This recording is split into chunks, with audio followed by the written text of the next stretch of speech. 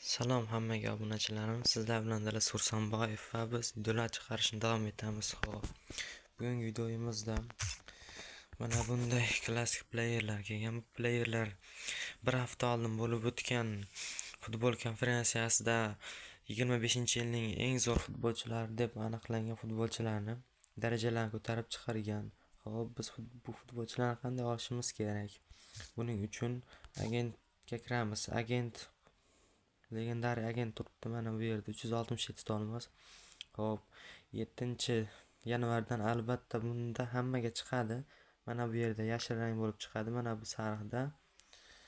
Va akkauntlardan mana masalan futbolchilardan 16 marta ochsangiz 16 tagacha ruxsat bor va 16 taning ichidan bittasi tushib qolish ehtimoli bor.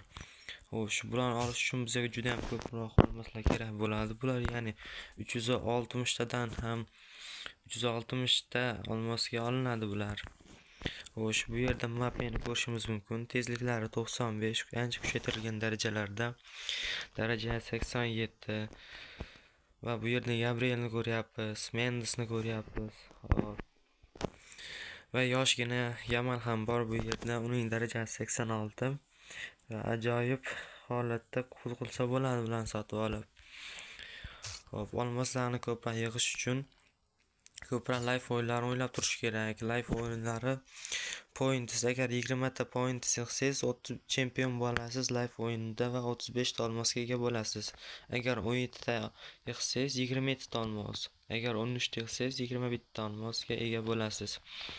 Xo'p, olmosni yig'ishning yana bir usuli Dream Liga, ya'ni legendariy divizion o'yini o'ynash kerak. Bitta o'yin 15 gacha o'yin bo'ladi. Ana shu 15 ta o'yinda o'ynasangiz, oxirida 3 ta final bo'ladi.